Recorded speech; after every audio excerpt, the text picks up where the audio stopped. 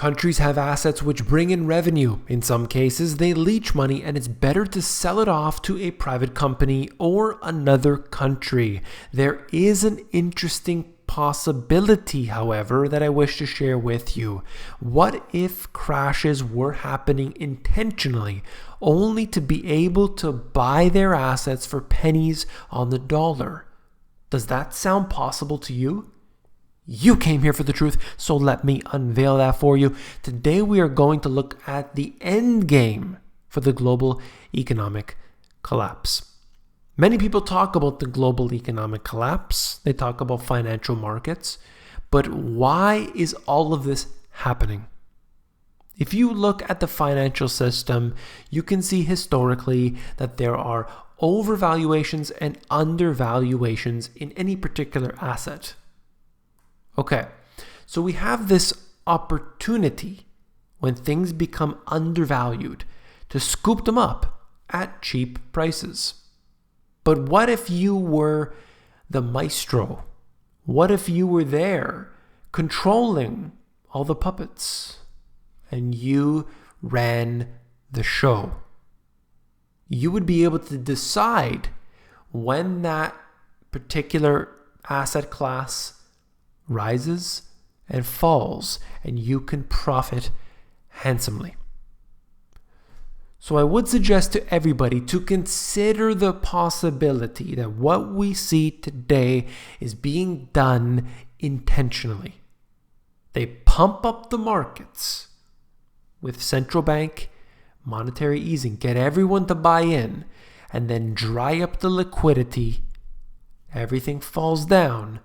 And they simply have their friends, the bankers, the big business, the so-called elite, to go in and buy assets for pennies on the dollar. It's a brilliant plan. They're doing it today. I'm going to show you a handful of examples, and this is global. All right, let's begin with this. This happens to be Brazil. So this company here, Brookfield Asset Management, it's a Canadian company, and they have really been expanding their operations in Brazil. All right, they have made nearly a dozen major acquisitions since 2013. The companies have spent about $10 billion on energy, infrastructure, and real estate assets few others would touch due to the legal, political, and economic risks involved. Check this out. Sounds like Rahm Emanuel to me. A crisis is a good time to find value. I do agree with that. But is it happening intentionally? That's my question. So it talks about the assets they're buying, includes buying assets from companies entangled in the Blockbuster car wash investigation, had some businessmen and politicians involved, and it's going to go into more details here about all of this. I'll just try to move on quickly. I don't want to waste your time. In 2016, Brookfield led a $5.2 billion acquisition of a pipeline operator. Here we go. From the state-controlled oil company at the heart of the car wash scandal. Recently, another Petrobras pipeline network with half the capacity fetched a top bid around $8 billion from other investors. Bargain hunting Brookfield gave that deal a pass. The Canadian savvy is built on nearly 120 years of experience in South America's largest economy. So they continue to be purchasing assets in Brazil. And this shows us that they are diversifying out of Canada. That's for sure. Now, you will see, number one, I wanted to mention the fact that if you hear, oh, I own some real estate, oftentimes individuals own companies like Brookfield instead of actually purchasing some sort of real estate project, whether that's a house, a condo, or whatever. They don't actually physically buy anything. They either own real estate investment trusts or they buy a stock of a company that builds different real estate projects or other infrastructure. This is not the same thing. Do not be fooled. Okay, I wanted to interject that here because I've heard this many times from people in the industry and it's quite funny. But here you can see what they are doing. They go in, they find things that nobody wants to touch. I'm sure they get some reinforcement from some high-level individuals saying, look, we're going to invest $5 billion. We want to know everything's going to be okay. We want to be able to put the money here and make sure it's safe. So they have people at the top that they can speak to, that they can, reassure them, make sure it's all good. All right. Now, that's Brazil. Just a little more at the bottom here. Brookfield's purchase of gas pipeline operator from Petrobras was a part of controversial divestment program aimed at trimming the oil firm's massive debt load. Okay. Trimming the oil firm's massive debt load. Now think about this. You have a problem with debt that exists today. And this is what I hear from people in and out of the industry, or people who think they are traders, but they're not. They are basically looking at the debt as not a problem. However, I can show you right here that it is. This is why. You put a country, you put a corporation or a city or a state or a province or anything else into debt. It's getting in debt, it can't pay back its bills. So you have another institution, maybe it's the IMF, a supranational entity, or you can have another corporation come in, or you can have something like the Emir of Qatar going in and buying Greece's islands, some of their islands.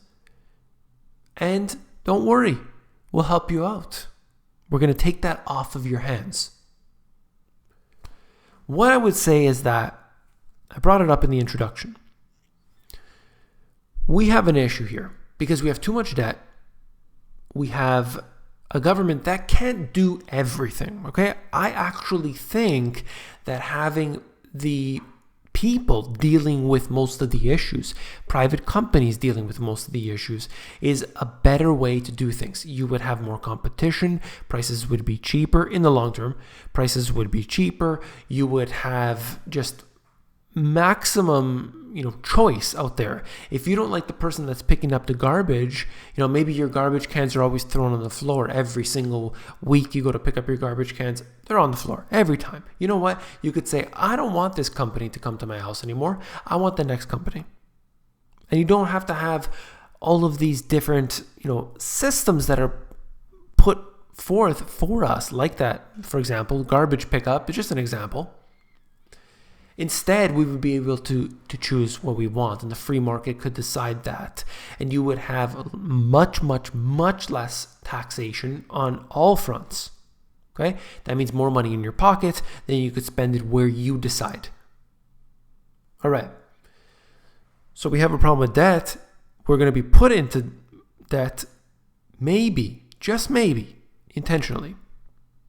So they get themselves into this predicament so that they can provide the solution. And don't worry, because the central bank will be there to buy up all of the assets. Don't worry, because the Emir of Qatar has a few $1 billion handy and it's going to be able to buy up whatever you need. You're going to have foreign governments starting to buy up infrastructure in the city you live in. Does that sound good to you? Do you really want a foreign government buying assets? Buying infrastructure? Maybe it seems okay now, but what if the two countries don't see eye to eye anymore? Suddenly you have a big problem. If they own the roads, if they own the farms, if they own the electrical companies, or have a means of shutting these down, then you have a very, very big problem, and it could erupt in an instant. Okay, that's that. Let me move on to this here. Brazil's President Michel Temer endorsed his former finance minister for the nation's top job amid growing investor anxiety on whether the next head of state will continue with the economic reforms. I had to highlight this. Is really the purpose, as seen as the key to restore the country's investment grade standing. Now, reforms are never good, in my experience and what I've said. and what I've seen, because they always include some sort of austerity. Now, the austerity doesn't come on the government. It doesn't make it shrink. It actually expands during this time frame, and you generally have people left with the short end of the stick. Okay, moving on. Don't go anywhere. In part 2 of this video, I'm going to get into more examples of how the elite are using these current systems, using the crashes in order to be able to benefit at our expense. See you there.